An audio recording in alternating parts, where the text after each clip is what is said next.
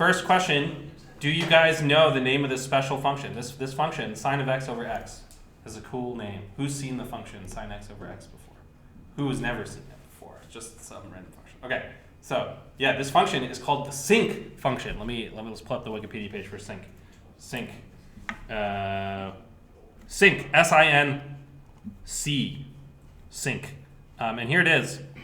It's sine of x over x. Okay, you can do it with a pi as well.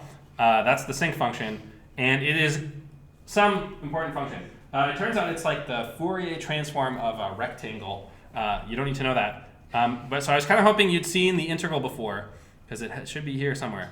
Properties, integral, let's see if we can find it. Derivative. Ooh, gamma functions. Oh yeah, look, see, the sinc becomes the rectangle. And this is what I'm looking for. The integral of the sinc function is the value of the rectangular function at 0, which is 1. So the integral of the sinc function, this is some famous integral you're supposed to see. On the other hand, if you take the absolute value, look, it spoiled my question. If you take the absolute value, you get infinity. So this one, sine goes up, down, up, down, up, down. And when you add them all up, they sort of cancel out really nicely. So you have all these like really nasty pieces. Sine x over x, it's going up, down, up, down, up, down. And the parts where it's negative and the parts where it's positive sort of exactly balance out so that the total integral, as you zoom out more and more, is 1. It integrates to 1. However, if you add them up, if you add up these pieces individually, like if you take the negative parts and make it positive, then it blows up to infinity, like the sum 1 over n, like the harmonic series. So this is one where if you do the Riemann integral, it is 1. And if you do the absolute value, the Riemann integral of the absolute value, it's infinity. So I was hoping you'd sort of seen that before. If not, now you've seen it. And that brings me back to the question, which of these are Lebesgue integral? Okay, now we have most people have answered. Let's see what you said. Remember, we're doing Lebesgue integral. Let's reveal accounts. Okay, so what did people pick? So which ones are Lebesgue integrable? There's one of them, this one, the integral of 1 over x. This one is not even Riemann integrable. So as you add it up, it just gets bigger and bigger. It's going to blow up to infinity. The only reasonable value for this thing is infinity. It doesn't exist. As you integrate from 1 to n, it's like the sum of the first n terms of the harmonic series. And that's going to get bigger and bigger. It's not going to be some finite limit. That's in Riemann, and that's for Lebesgue as well. So this one's definitely not going to work. Most people got that one right. This one definitely does work, and everybody also selected that one. This one's okay, because the sum of 1 over n squared is finite. As you blow up bigger and bigger, it's going to just limit to some finite value. In this case, the value is related. The sum is related to pi squared over 6 or something. The integral is just something like 1, I believe. Maybe I'm crazy. Again, the integral is going to be 1. Great, so this one's totally fine. When you go to do the Lebesgue integral, you have that sequence. You can just make that sequence capture everything from 1 to n at position n, and then keep going that way. We're going to see a little bit more how to do this as we go, but that one's totally okay. This one, like 1 over x, is no bueno. This one, 10 people said you can do that one with the Lebesgue integral, and the real answer is you cannot do it. You cannot do it. So most people got this one wrong. This is one where you can do the Riemann integral because you are doing this limit. And it doesn't converge absolutely, but it does converge as you go to minus infinity and infinity. So this is a situation where the infinite Riemann integral exists because the limits exist, but the Lebesgue integral does not exist. There's no way to make a sum of functions that integrate to this. And the reason is, one of our rules was that it has to be absolutely summable. So let's look at our rules for the Lebesgue integral, actually. Let's just make a new note. Okay, so our two rules, these are going to come up over and over again. So we said f, and then we wrote this sim equals f1 plus f2 plus dot dot dot. The two things that you had to have to happen was that f of x equals the sum of n equals 1 to infinity of fn of x on the set. And I'm going to call this set C for converges, which is the set where the sum is absolutely convergent.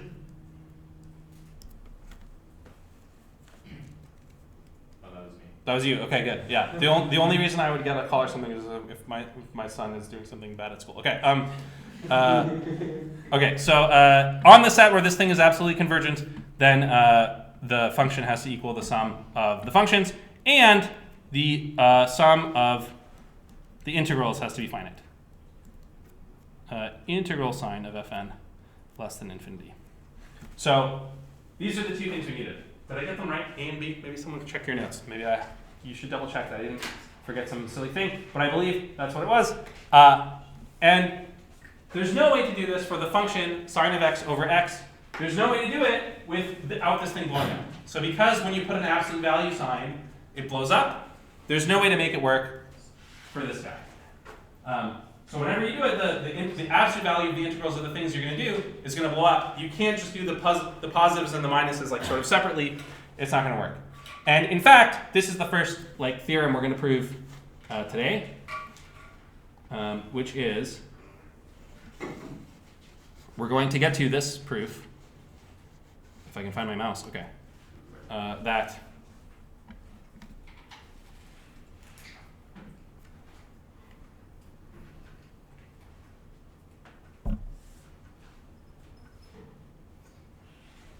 yeah, okay. Theorem, and it's theorem 2.4.1.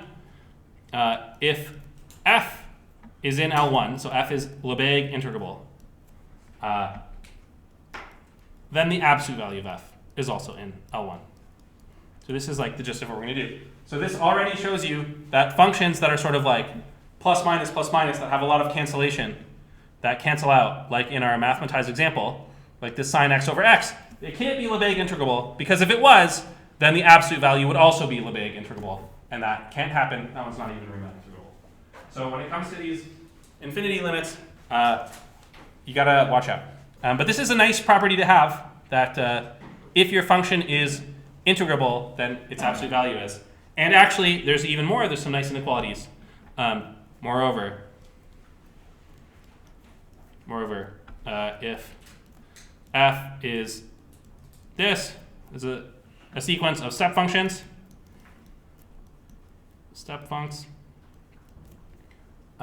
then the absolute value of the integral of f is less than or equal to the integral of the absolute value of f, which is less than or equal to the sum of the integrals of the absolute values of the fn's. Okay, so this is the first little theorem we're going to prove.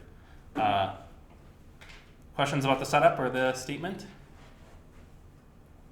Okay, let's get into it. So, to prove that something is Lebesgue integrable, we have to find a sequence of functions that add up to it, a sequence of step functions. Right? This was essentially the definition of the integral. You find a sequence of step functions that work, and they have to have these properties, and then you say, right, the definition was the integral of f is equal to the sum of the integrals of the fn's.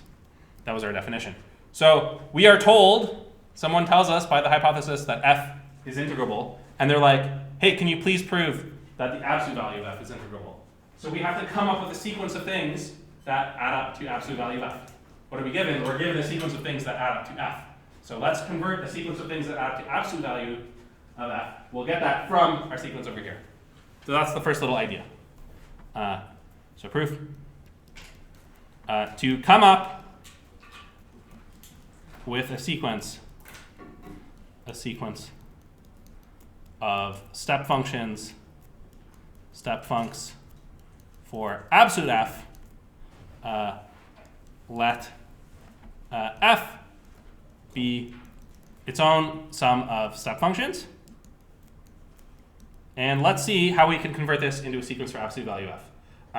And so what this really means is that f of x is the limit as n goes to infinity of the sum of the first n pieces fk of x for all x. And I'm going to call this in C f1 let's call it f1 f2 where this set is exactly the set I defined earlier. It's the set where it's absolutely convergent. Okay, we're going to see as we go, there's going to be another sequence and another set C, which is why I'm giving it a little label here. Okay, so we know that is true. If f of x is the limit of those things, then I claim that the absolute value of f of x is also the limit of what? So you take the absolute value. Let me write out the whole thing. I'm going to put the absolute value somewhere. So it's definitely not okay to put the absolute value inside the sum, right? If you take an absolute value inside a sum, you have to use triangle inequality. That won't be equals anymore. But it's okay to put it through a limit.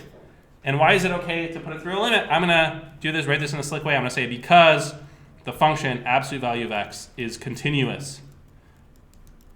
And so continuous means you can pull it in and out of limits. The absolute value function is continuous. So this shows that f of x is a limit of these functions fk when you take their absolute value and you do the partial sums up to n. And the fk's are step functions. When you add up a finite number of step functions like I have here, it's still a step function. So this whole thing is a step function. So this shows that this thing is like a limit of step functions, but that's not what I wanted. I wanted it to be a sum of step functions, right? I would like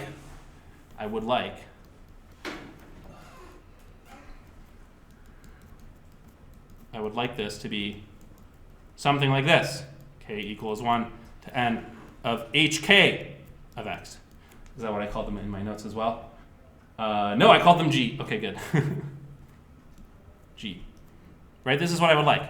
But I can just define it to make this work. This is one of the nice things you do in math. It's just like you take what you want and you just like make it so. So if you just let gn of x is by definition, it's equal to the sum from k equals 1 to n of fn of x. And then you take the absolute value and then you subtract from 1 to n minus 1 of f. I guess these should be k's. Okay. Okay, let me actually, let's do a little highlighting here. Let's make the ends all some nice color. And I guess let's make this an n minus 1. So I just make gn, it's by definition the sum of the first n absolute value minus the sum of the first n minus 1 absolute value. Then this whole sum is a telescoping sum, and it becomes that. So, so it's not that I would like it. I'm going to set this by letting this, by defining. Okay, so this is, again, using a telescoping sum idea. Because the GNs are differences of things, when you add them up, you just get the nth thing. Okay, so great. So this shows that the absolute value of f, this shows absolute value of f of x. Let me put it with a question mark first. It's g1 plus g2 plus dot dot dot. I guess as functions. Let's write it like this. Okay, so this is what we'd like. The absolute value of the function f is some new function, and now it is a sum of these step functions. These are definitely step functions. But the problem is, we have two problems. One is, when you write this thing, you're supposed to check two conditions. So the two conditions you're supposed to check are the thing I wrote at the beginning of class, conditions A and B. One is that the function on the left better be the sum of the functions on the right on this set. And we almost have that. We have the function on the left is the sum of the functions on the right. This guy is the sum of the functions on the right. We know that's true, but it's on the wrong set. So we said it's true for all x in the C, F1, F2, F3. The definition says do it in the C, G1, G2, G3. So this is problem 1. So I'm going to say it shows this, except in condition A, the domain is wrong.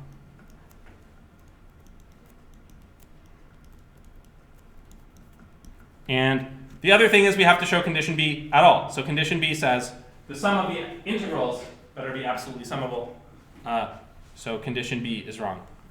We haven't shown it yet, I guess. Condition B need the sum of the absolute value of the integral of gn less than infinity. And we don't know that yet. So we're going to check these two things. We're going to prove them. But those are the two things we have to do, and then we'll have it. Was there a question that I missed a second ago? Okay. So let's do them. Which order should we do them? Okay, the second one, let's do condition B because it's easy.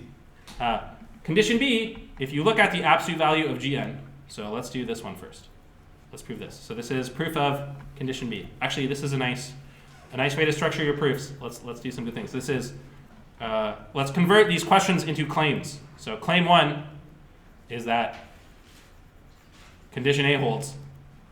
Claim 1 is that condition A holds. Or I guess we could call that claim A. Claim A, condition A holds for f equals g1 plus g2 plus ... And this is claim B. Claim B.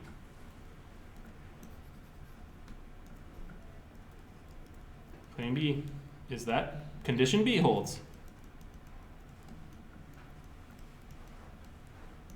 Okay, that this is less than infinity. Let's do proof of claim B. So whenever you're writing proofs, as soon as they get long, you should add some breaks into them by giving subparts of it names. So proof of claim B, so here's the thing, Gn of x was, by definition, it was this sum, n equal k equals 1 to n. K equals 1 to n of fk of x minus k equals 1 to n minus 1 of fk of x with absolute values in the right places around the sums. And if you take the absolute value of Gn, it's going to be less than that. So therefore, the absolute value of Gn is less than or equal to, and we're using the triangle inequality. Yeah, it's the absolute value of these two things.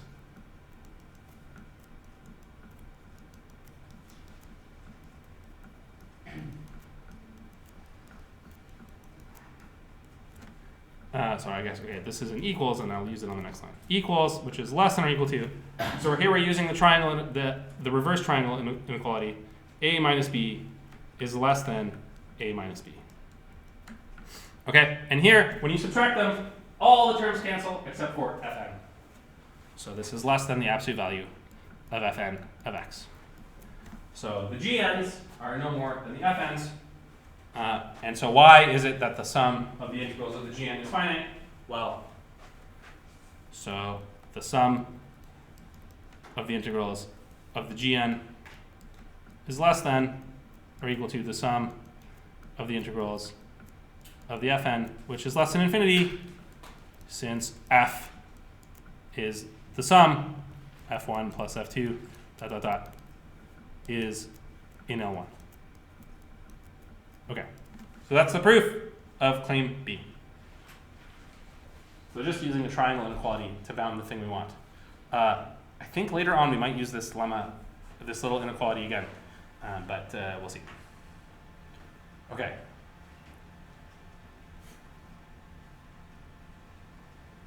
Questions about that one? Okay, now let's do the proof of claim A, the condition A, and we just need to check the domain. So proof of A.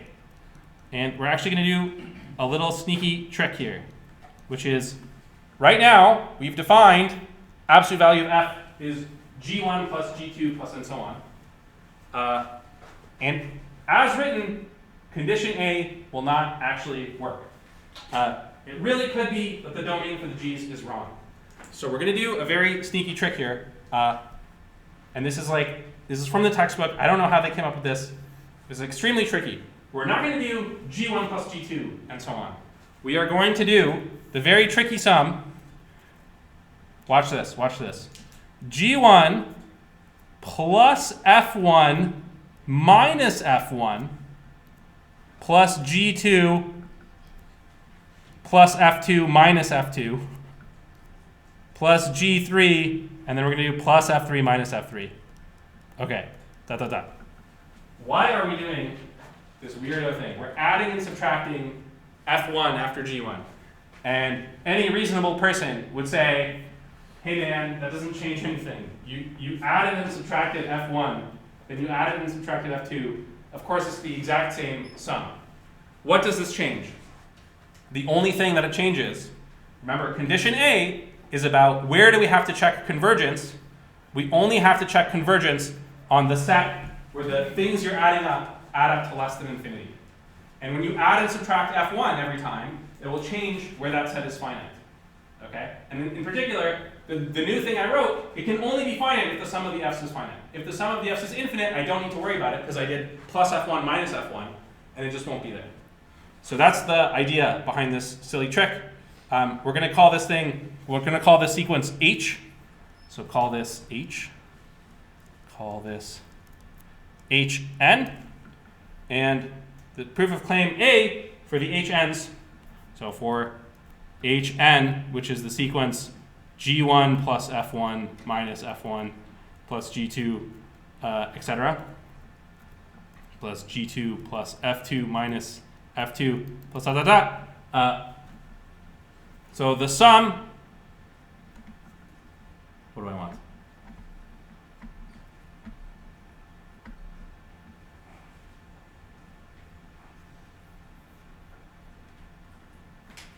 Yeah, okay, so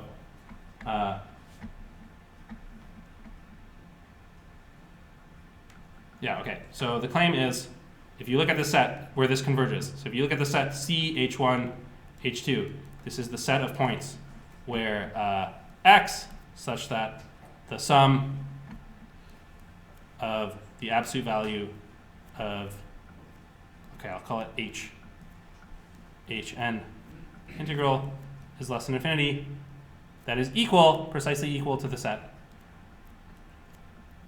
Yeah, let's write it down here. It's equal to the set of X, such that the sum, Hn of X, what am I talking about? I'm talking about the sum, not the sum of the integrals. Okay, great. There you go.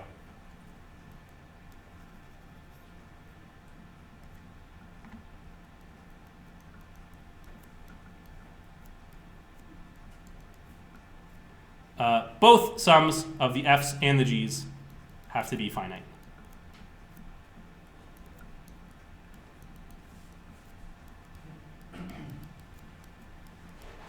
Okay, so that's the idea. We called H was the sequence of G1, F1, minus F1, G2, plus F2, minus F2. If that whole sum of the absolute values is finite, basically our sum alternates G's and F's. So if that's finite, then definitely those two are finite, and vice versa. And now, here's the thing. We proved that the absolute value of Gn of x is less than or equal to the absolute value of Fn of x. Already, we proved that up here. We did that over here. That was this line. So when you're doing a math problem and you're fighting through it, this is a normal thing that's going to happen. It's like you're going to reuse something. If I was going to write this up from scratch and make it all nice, I would make a lemma that says Gn is less than Fn, and then I would prove that. So that could be like a lemma in an alternate universe. This would be a nice little lemma, this inequality. You could call that lemma, and then you could use it, and you could give it a fun name. If you were in my class this morning, you know I like the name dagger, lemma dagger. Okay, there you go. So by lemma dagger, you could say by lemma dagger. Okay. And so the GNs are automatically finite whenever the FNs are finite. So this thing will be equal to exactly the set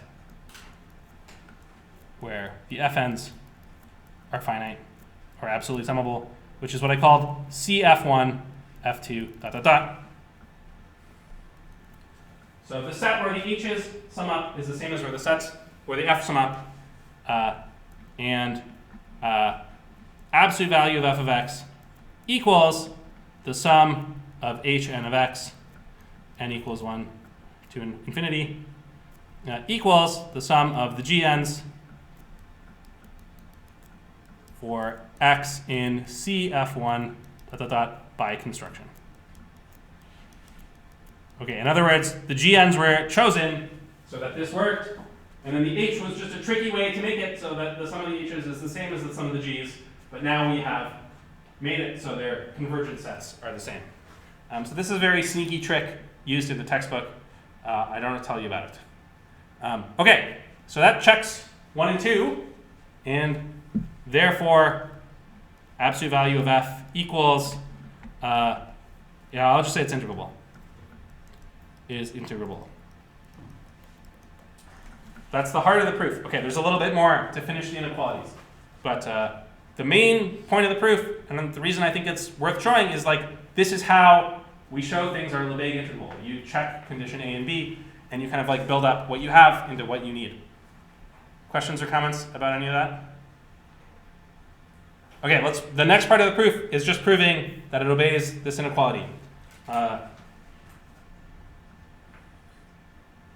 Okay, let's just take it for, let's make this an exercise. It is in the book under this theorem. So let's in the interest of time, let's say this part is C textbook if you want to know why. It's like 2 more lines.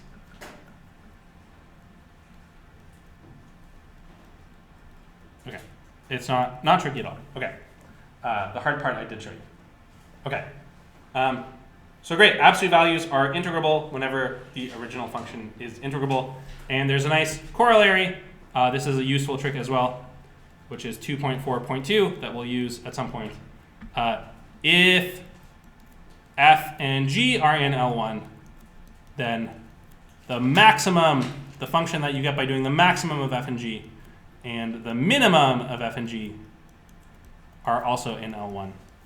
So if f and g are integrable, you can take their max and min. Those are still integrable. I'm just going to write L1. I'm not going to write R. Okay. And the proof is just one equation, which is that the maximum of f and g, you can write it in a nice way. It's f minus g plus the absolute value of f minus g divided by 2. So if you want to take the maximum of 2 functions, you can write it as a linear combination of things involving the absolute value function. And the absolute value is integrable. The sum and difference of things is integrable. It's a nice trick to know. Same thing with the minimum of f and g. Okay. This is f plus g minus f minus g. Okay, this is what my notes say. I feel like I'm getting a vibe like something's wrong here, but you guys can correct me if I'm wrong or check the book.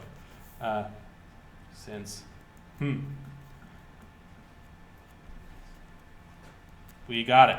I don't know what's right. Okay, there we go. So that's the corollary.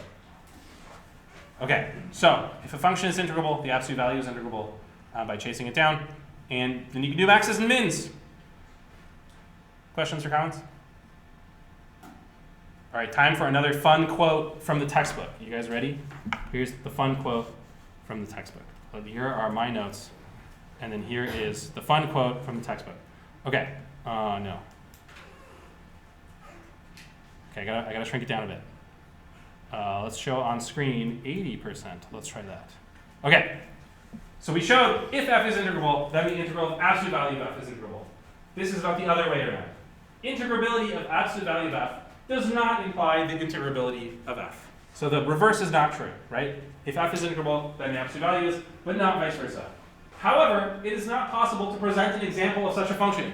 What? What? We can only prove that such a function exists. Well, that's kind of interesting. The proof of existence requires mathematical tools that will not be introduced in this book. The interested reader should refer to books on real analysis or measure theory. And then they give you 2 books by Friedman and Helmholtz. This is about the existence of some functions are not measurable. Like they're not integrable, and some sets are not measurable. So I'll give you a quick example of such a function. I know the book says that you can't write down the function, but here is the function that I'm thinking of. F of x, it's equal to 1 if x is in B. B stands for bad set. And it's equal to -1 if x is not in B. Okay? So there's my function. The absolute value of f, of course, is always 1. It's just 1 always. Okay? What is the integral of the absolute value of f? Integral of absolute value of f. Let's say we're working on the interval 0 to 1. So everything else we've been doing has been on all of R, but let's do it from 0 to 1. That's just 1. So the absolute value of f is integrable. The f is not integrable.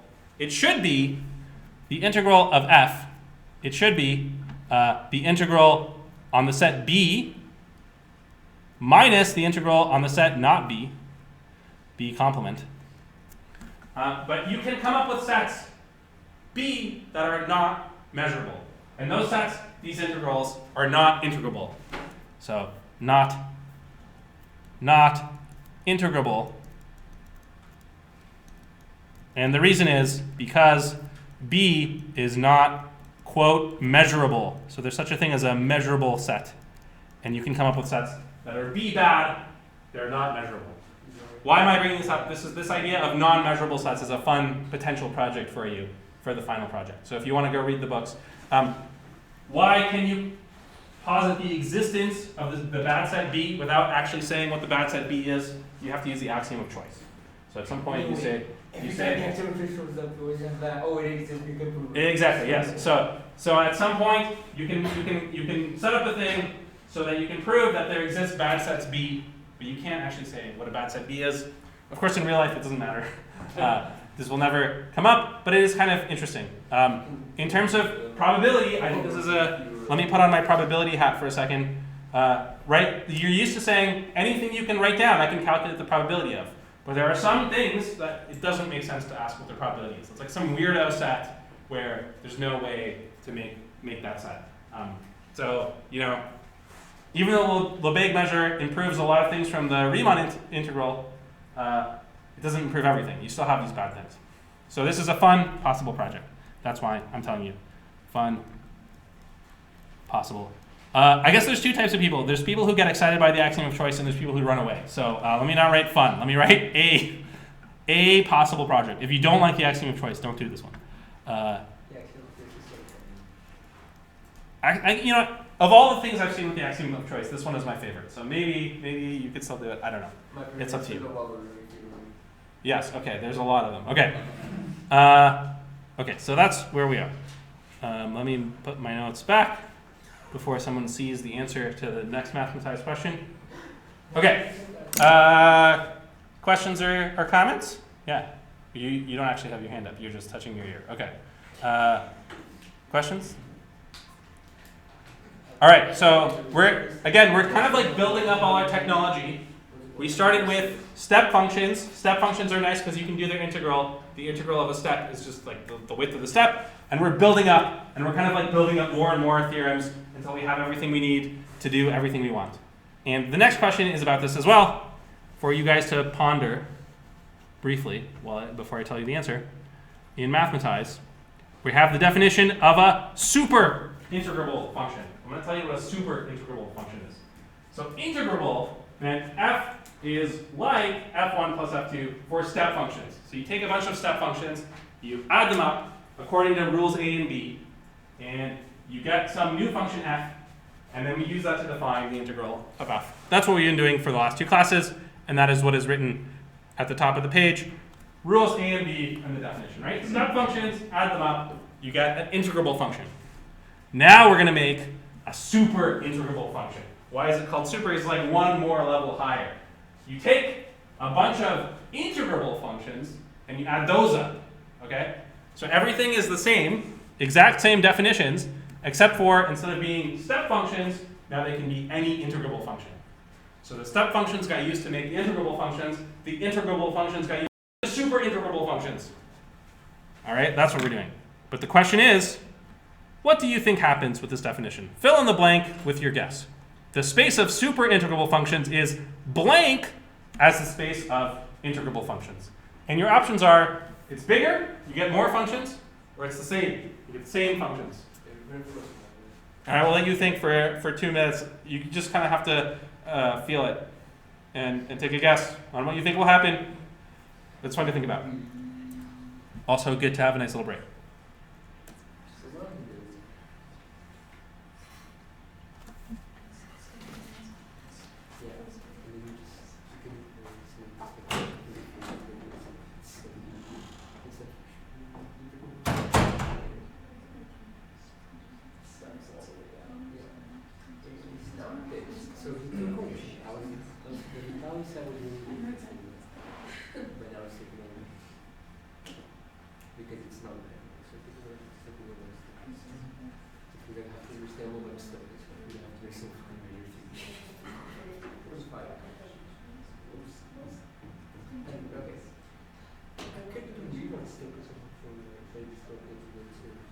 That's integrated with respect to a function.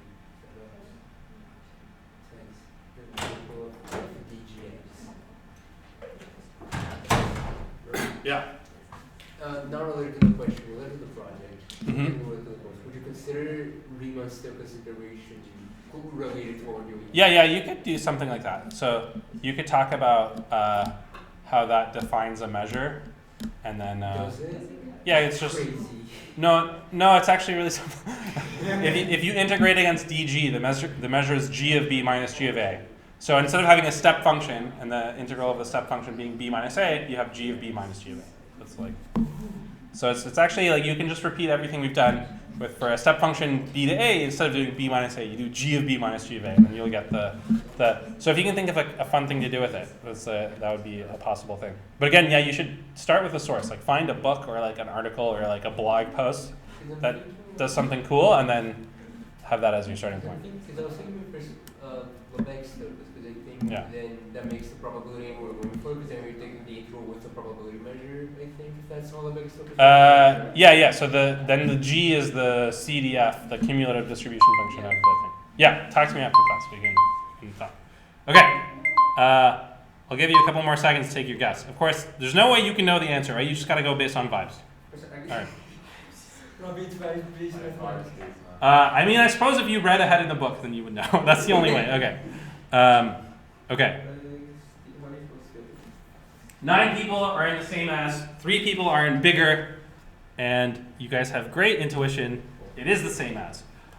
What is like very vaguely what's going on? Each of the integrable functions, right? If you're making a super integrable function, each of the integrable functions that you make, each of those is itself a series of step functions. So like this f1, you can expand it as g1 plus g2 plus g2. f2, you expand it as h1 plus h2. And then you have like a big table that's like a 2x2, two-dimensional table of all these step functions. And if you add up all those step functions, then you'll get the function f. That's like very roughly what's going on. And we're going to see that come into practice here. So let's do it. And so it's going to involve big tables of functions that we're going to do. Okay, and what theorem do I want? Okay. So theorem 2.5.3. Okay. So if f is sim equal f1 plus f2 plus dot dot dot, for integrable functions, for fi integrable, let me call them fn. We've always called them fn. Fn integrable. This is the first time we've had f1 plus f2 for integrable functions, right? So the definition is the same for what does it mean to be something sim equal to the other one. Every other time we've used it, we have said they are step functions. So this is integrable functions. So that is different than what we have had before. That's why I'm highlighting and warning you about the difference. So if f is a sum of integrable functions, and let me remind you, i.e. A and B hold. So properties A and B that we've been dealing with for this definition. Then there exists step functions. What did I call them in here? I call them H. H and such that f is sim equal h1 plus h2 plus dot dot dot. So if you told me that f is made of integrable functions, then actually I can find step functions so that f is made of step functions. Therefore, f is integrable. This, in other words, you could say every super integrable function is integrable. Of course, super integrable, I just made it up for the mathematized question. It doesn't appear anywhere in the textbook, and don't tell anybody you said that. They'll think you're weird. Okay. Okay. And one more thing. Just one more thing. And the integral of f, right? The integral of f will be defined as the integral of the h's, but actually it happens to also be the sum of the integrals of the fn's. Okay. So that's the theorem. Okay. Okay, don't put a line at the end of the theorem, put a line at the end of the proof. Okay. To prove the theorem, we need a little lemma. and it's called lemma 2.5.2. You'll notice in the book, the lemma comes before the theorem, and then you're like, why are we doing this lemma? But now I told you why. Okay. For every epsilon greater than 0.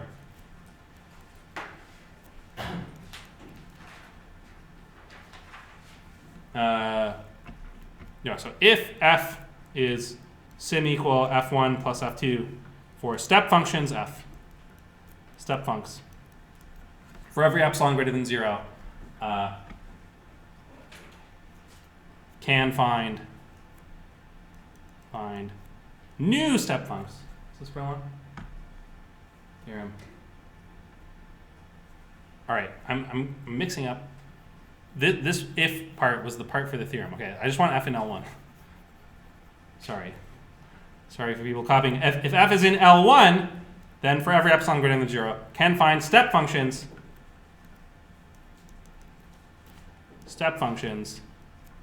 so that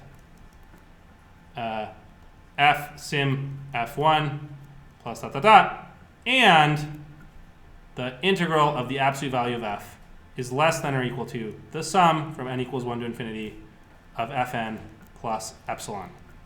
Okay, so what is this lemma? What is this lemma saying? Let me box it up since it got a little messed up.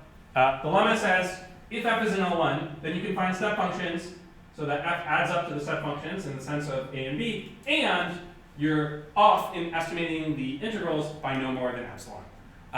The first part, like if you didn't have this second bit over here, that would be the definition of being in L1. If you're in L1, then you can always find this. But the second part says you can do the approximation within epsilon. Okay? And the proof is actually really simple. I'm not going to do the full proof, but I'll give you the proof sketch. Here's the proof sketch. And you can go read the textbook for the full proof.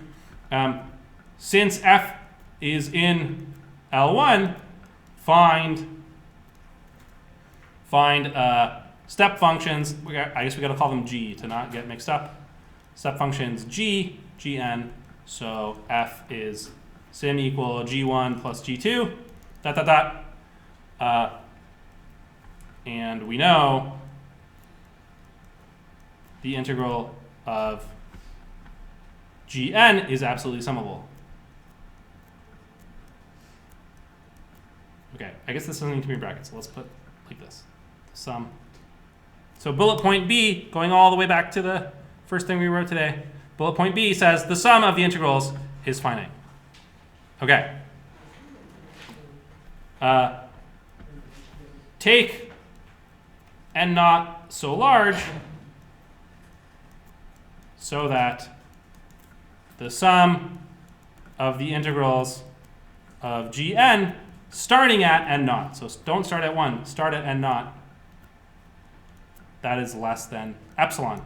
So the whole thing is summable. If you just look at a tail of it, so that's less than epsilon, then you will be in business. Let f1 be g1 plus g2 plus dot dot dot plus gn naught, and let fn be gn naught plus n, I guess plus 1. Plus 1. No, you don't need that. Okay, no plus 1. Will work. Okay, so that's the sketch of the proof. Let me tell you what's going on. So f is in L1, so you find a sequence of step functions. That sequence of step functions, by definition, has to have integrals that sum up to less than infinity. Find a tail of those things, so the tail is less than epsilon, and just count all the first few functions as one step function. So the step functions you gave me, maybe it takes 1,000 terms until the tail is less than epsilon. Well, just make that the first step function. Okay? And then you do some just like tricks with like inequalities and stuff with absolute values, and it will work out that everything will sum up the way you want it to. And so basically what's going on here is like the only thing that can happen that's bad is if you have a bunch of cancellations. But by putting a whole sequence of g's inside f1, then all the stuff is inside the inequality and things will work out. So the proof is like not very illuminating. You just push some symbols around and this will work. I don't know what else to say. Maybe I should have said even less. Questions about that idea? This is like the idea that always comes up, right? Always, always, if there's an epsilon and an n, you find a tail of a sequence that's less than epsilon. Okay. Let's go back to the theorem that we wanted to prove that is actually about these super integrable functions. And how are we going to do it? So we're going to make proof of theorem 2.5.3. So we're going to make a big grid. So here we have Fn is sim equal F1 plus F2 plus dot dot dot. And remember, the Fn is integrable, not step. And what are we going to do is we're going to expand each F1, F2, F3 into a sequence of step functions and hope to add those up. So we're going to write F1 is going to be equal, and I think in the book they called them F11 plus F12 plus F13 plus dot dot dot. And these are step functions. Step functions. And we're going to do one more thing, is we're going to make sure that not only is this sequence of step functions is converging to F, so this is a sim equal thing. But there's one other condition. I'm going to make sure that the integral is no more off than epsilon equals 1/2 from the lemma. So we're going to have one extra condition. And by the lemma,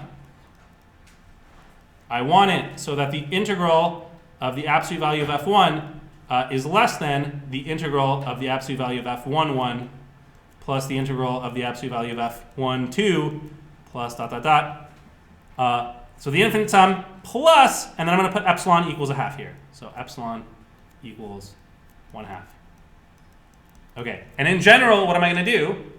In general, I'm going to make, find Fn comma k, so Fn is sim equal to the sum of the Fn k's, k going from 1 to infinity, and the integral is off by no more than 1 over 2 to the n. Fn is less than the sum, k equals 1 to infinity, of Fnk, plus 1 over 2 to the n. So this is another of our favorite tricks, is to set epsilon equal to 1 over 2 to the n, so we have a summable series. Okay, so what do we have now? I'm going to draw everything we have in a big grid, right? So here is the index n, here's F1, F2, F3. F1 is equal to the first row, F11 plus F12 plus F13, and so on. F2 is F21 plus F22 plus F23, and so on down the row. So if you sum these functions along the rows, you get the function on the margin over here. F31, F32, F33, and so on. And we know that if you added up all of these, if you do F1 plus F2 plus F3, then you get the final function F that we want. So summing up along each row gives you the function in the margin, and summing along down this like marginal column gives you the function F. And so here is what we're going to do, is we're going to say let Hn be an enumeration of F and K. And what this means is go through this infinite thing and just put them in some order. Okay, that's what an enumeration means. You can do this because this is a countable set. So anything that is countable, it's possible to enumerate them into some sequence Hn. I'm going to give you my favorite example right now, which you've probably seen before. Start here, make this one H1, and then go like this. Let me do it with a highlighter so that it's easier to see. So make a snake, okay? Go like that. So this one is H1, this one is H2, this one is H3, and so on. You just make this snake, and this infinite snake will cover the whole grid, and will enumerate them as H1, H2, H3, and so on. That's how you prove the rationals are... This is exactly how you prove that the rationals are countable. So if you've never seen the proof that the rationals are countable, this might be a new trick to you, but that's worth writing down. Okay, same as proof that Q is countable. Okay, and now the claim is that F is sim equal to H1 plus H2 plus dot dot dot. And to do this, you have to must check claim this, and the proof is we're going to check A, check conditions A and B, check A. So condition A says f of x equals the sum from k equals 1 to infinity of hk of x on the set, whenever absolutely summable. Okay, and this one is a good one. The sum of these k equals 1 to infinity of the hk's is definitely, in some sense, equal to, I'm going to put this in quotes, in some sense this has got to be equal to, the hk's is the sum of something like this. Okay, let's put n comma k of fnk. And the reason I put this in quotes is because like the order that you do this in, right, this sum will matter. So it's not clear to me like in what sense exactly you want this to be set up. And the sum of the fnk's, if you sum them a different way, if you sum them by the rows first, then it's all okay. So you know this should be in some sense equal to the sum from n equals 1 to infinity of fn, which we know the sum of the fn's is the f by, which is true by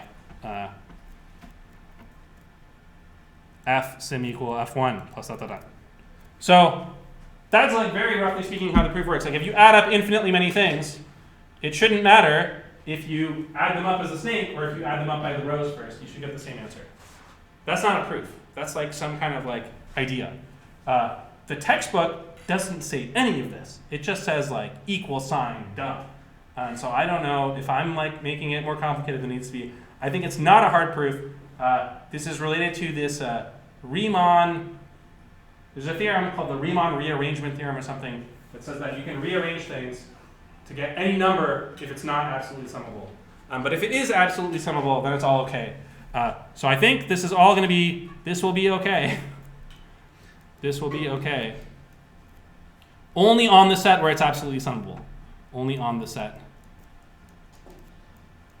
where it's absolutely summable. And fortunately for us, that's the only place we need to check. So whenever it's absolutely summable, it will all be okay. And it just has to do, I thought about it for a little bit and I was like, all right, this will be fine. But this is a good exercise for you. So I haven't done the proof. This is like an exercise if you want to try it. Exercise. And I think very specifically, you can boil it down to something like this. So here's the exercise for you. If A and K is absolutely summable, let's say in each row,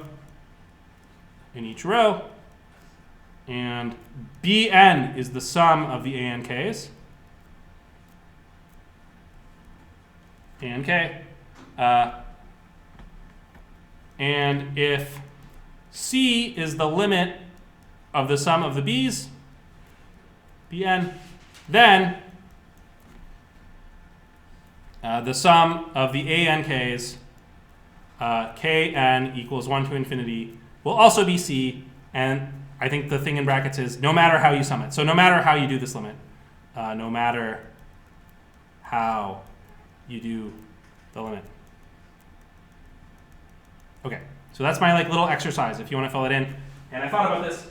So in our case, the A and Ks are the values Fn, K of X. We only are looking at the set where it's absolutely summable, and it is just like pushing around some epsilons and n naughts. So you know, like you use the epsilon and n naught for the Bn, you use the epsilon and the n naught for the C, and then you prove that whatever order you wanted this to be in, it can work out. Okay, so I won't do the full gory details because I think it's going to take us too far from where we want to be. But that's a fun like exercise about absolute summability. And if you've never seen it before, definitely Google the Riemann rearrangement theorem. Okay, which again I guess could potentially be the basis of a fun project for the end of the course. Okay, let me stop here for questions. Any questions? Okay, so that's A, which I guess I thought I would check it, but I didn't really check it. I just thought, look, it'll work. The textbook was even more shameless than me, so I don't feel bad. What about B? B is actually totally fine because of the way we check things. So check B, and B says the sum of the HNs, the integrals, has to be finite. The sum of the integrals of the HN has to be finite, but the sum of the integrals of the HN is less than the sum of the integrals of fn plus 1 over 2 to the n, right? So we made sure when we chose the h's that we were never off by more than 1 plus 2 to the n. So we were never off by more than 1 plus 2 to the n.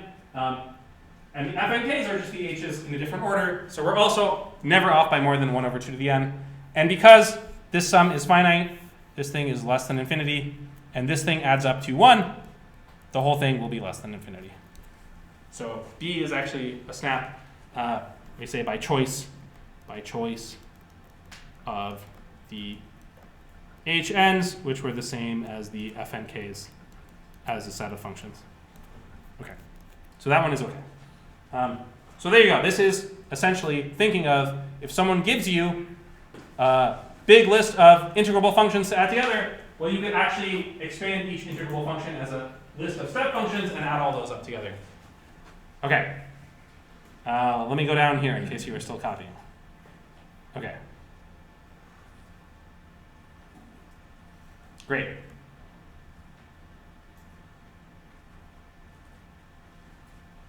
Questions or comments about that one? Okay, we're finally at the point. We have enough tools now of combining all of the things we've learned about the Lebesgue integral. We can finally go back to where we started, which is talking about normed vector spaces. And we can ask the question, do we finally have a norm on L1? So we're on chapter 2.6. Chapter 2.6 now, which is the norm in L1. The norm in L1. Okay? And I already told you the definition of the norm. So it's not surprising what the definition is. So let's do a quick little mathematize. Here it is. So the norm of some function f, what you do is you take the absolute value of the function and then you integrate it. Right? So this is how we write it in our notation. We don't write any x's or dx's or anything. We integrate it. Which of these properties apply? That's what I want you to think about. I think there's 3 of them on the list. Select all the ones that apply. So think about how we did the integral and what worked. I think some of them we explicitly did, but let's do it one more time. These are all properties that you might want your norm to have. Which ones does it satisfy? And again, let me give you a few minutes to work on it. Surprisingly, on the homework, I think one of the questions that people got wrong the most often was the one about norms and metrics, which surprised me because it was not meant to be tricky. If you have a question about it, you should ask me, but hopefully somebody will pick that one and write it up nicely. Okay, so this is that kind of thing. So I'll give you a few minutes to work it out and take a guess. This one you absolutely can know the answer to this question. So it's not like the other ones where you're just guessing. You absolutely can figure this one out.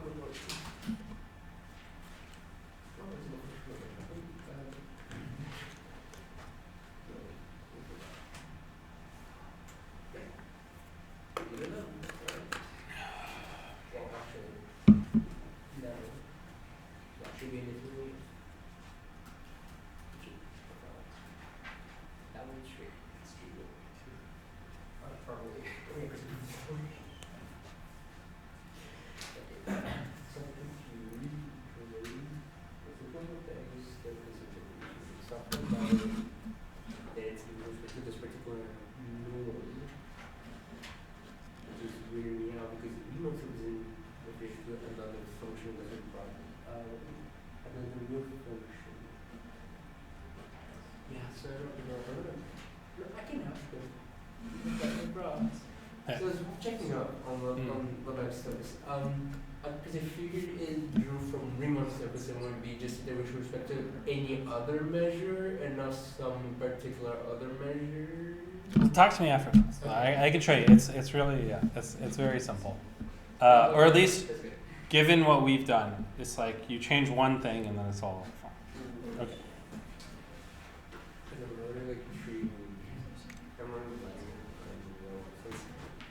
Okay, so there's like 30 seconds left. Who thinks they need more time? I need more time. All right, nobody's going for it. We'll stop in 30 seconds.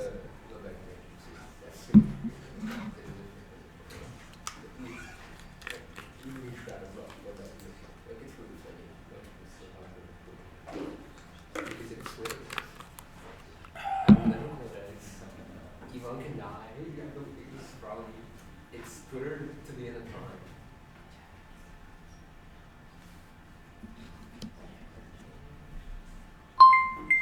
Okay, let's take a look at what you guys said. Stop. And okay, really stop. And then let's look.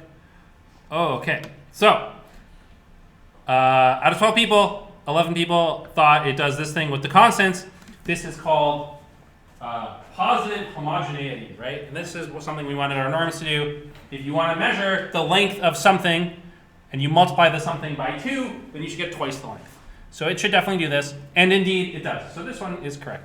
And right, like you could even prove it. The norm of lambda times f, which means the integral of lambda times f, why is this equal to the absolute value of the integral of f? Well, you could multiply every single one of the step functions. So lambda f is that, I guess let me do it the other way. So if you have some absolute value function f and you expand it as a sum of step functions, well then when you multiply it by lambda, the absolute value can come out. So you lambda times f, and then you will have lambda times f1 plus lambda times f2, I guess, with absolute value. Okay, maybe I'm making it more pedantic than it needs to be, but for sure this one is fine. If you multiply each of the step functions by lambda, then everything will work. In fact, I think very early on in the first day we did the Lebesgue integral, we talked about this property. So this one is definitely correct. Lambda times the integral of f. Very nice. Okay. Right, and I guess what we proved at the beginning of class today is that if f is integrable, then you can also do the integral of absolute value of f. That's totally fine too. So great, this is very nice. That one was correct. This one is triangle inequality. This one we've also done a few times, and it will follow by triangle inequality for each of the step functions and stuff too. So we've done that one before. Let me not write it out.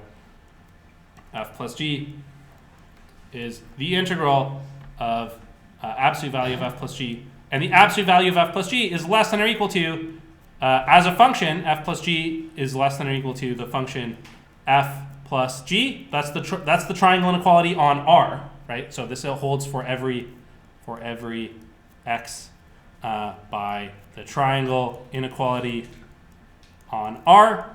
And so you have this is less than f plus g. And that's because we proved that if you have two functions and one function is less than the other function, then the integrals are also in order, which is equal to the integral of f plus the integral of g. So this is totally fine as well. Okay.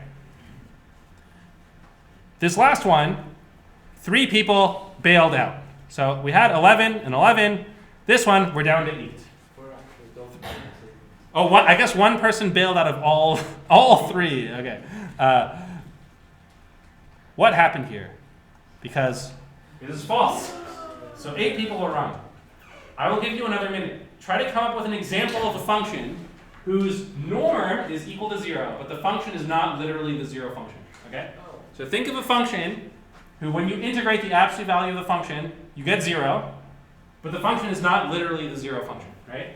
That's what we're saying here. There are functions whose integral is 0.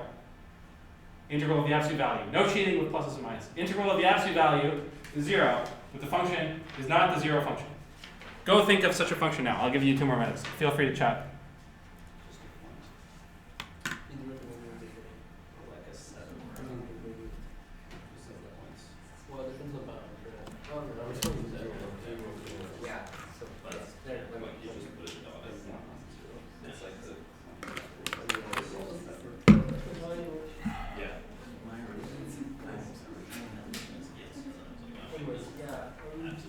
Because I have searched this stuff measures, because I have probability, and I know you can actually take integrals with respect to other measures, like creating something like push forward. I don't know what it is, but I know you can do it. I remember seeing a proof in. I forgot what it was. Like in some places, something the sun is using flanging.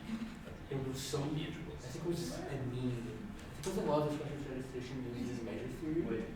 And you have to find this push forward Whenever to actually transform the integral from the this has to like be the measure case. space back to Both the always normal have integral to be space. Well, or actually, if we had to do it, This is always true. like, yeah, it was, This because we're not really to the, This is the yeah, you case. get it, but, So there are places where the So it's sun doable. will not. That's so like, but it, just but not I know fine. you That's can fine. do it. Like that's an option. I feel like a push forward is a particular type of measure that has some Oh, medical it's property on because the measurable it's set and allows you to small. actually technically work something on it. Integral. Basically, On that set. if I have Never mind. an integral with a probability measure, I can create this thing called No, no. push forward and then transform that into a Lebesgue. And then just do like that. Basically, there are places Yeah. where the sun Like that's the is thing. infinite. I don't know what But the places where that happens, we show the Like- set is small. it's not like it's a The million integral words is than zero. normally Which is why like like measure theory. I know the basics of it. We have the space, we have the when you set add in that area that is for here, it's closed it's under the integral of that certain area. operations, closed under the complement and all things. And then you have this function that is the number to the Okay, 5 seconds left. And then I'm going to ask you guys for examples. And then like if the function falls Okay, Let's take a look. So these functions, hopefully you've thought of an example. They have a name. They are called null functions, which is a pretty cool name. So let's write that down. This is definition 2.6.2. A null function is a function such that f is one where, let's say one where integral of f equals 0. Integral of the absolute value of f equals 0. So you add it up. This is like you would want to say the norm of f equals 0. Of course, it's not a norm because it has this stupid thing. And let me give you some examples. Actually, you're going to give me some examples. Did anyone think of some examples? Yes. The indicator function of the rational. Yes, that was the example we started with. So iq of x, this is the function which is 1 if x is a rational and 0 if x is irrational. We talked about why this thing has an integral which is 0. Of course, taking the absolute value here doesn't do anything because it's always a positive thing. So this integral is 0. By the way, a set where the indicator function of the set is 0 is called a null set. I'll add that in for you. A null set, S, is one where integral of I s of x equals 0. So a null set is one where the indicator is a null function. This is one definite example. You could come up with an even simpler example, just like a simpler set. Yeah. For the null set, Well, yeah, sure. I don't know. Or you could do a null function if you have a different null function. would this spy function be? Well, any individual spike function will not have a norm that is 0. But the limit of the spike functions, that is a function. So we had these spike functions, fn of x, which were like this. I guess they were spiky like this. So for any n, the integral is not 0. But in the limit as n goes to infinity, this function, okay, you have to set it up in the right way, but you can make it converge to this function. It's 1 if x is equal to 0, and 0 if x is not equal to 0.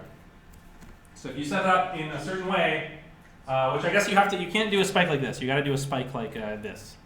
You do this kind of spike. Psh, psh. Okay, there you go. So if you make the spike functions like that, their limit is a function which is 1 and 0, and 0 otherwise. That also is a null set. The set of just 0 is a null set. This is also a null function. I don't know, what do you call this? 1 sub 0 curly bracket, right? It's only 1 at 0. There are more complicated ones. Someone said the Cantor set. If you define the Cantor set in the right way, you also get to, it's also a null set. Some people call that the Cantor dust, which is a cool name. That's another fun project. And in fact, the Cantor set appears as exercises in the chapter we're on. So it's very doable with what we have, and it's definitely a cool project. If you've never seen it before, it's quite trippy. But yeah, that's another great project idea. Okay, null sets. What do I want to say about null sets? There's 2 minutes left. We have to rescue the L1. L1 is screwed. It's not a norm. What are we going to do? We're going to define a new space called I kid you not, L1. Do not L1. This guy's right out. No, we're doing this guy, L1. Okay? And what do you have to do for L1? Let me show you the quote from the textbook, which is again a funny thing. This class should be called Mihai Shows You Funny Quotes from the Textbook. Okay. The whole construction may seem artificial, but it is necessary if we want it to be a norm. In practice, we do not often distinguish between L1 and L1. I definitely don't distinguish when I say it out loud. And formulate everything in terms of L1. This does not cause any real difficulties, as long as one is aware of the problem. Actually, when dealing with L1, new difficulties arise. For example, note that if f is in L1, we cannot specify the value of f at a point. So if I give you an L1, you can't figure out what is L1 of 0.5. Don't ask that question. Okay, well, we're going to do this next class because we're out of time. But I'll show you. You can ponder, or if you want, you can go read the textbook and get the spoiler. See you guys on Thursday. I just want to feel good.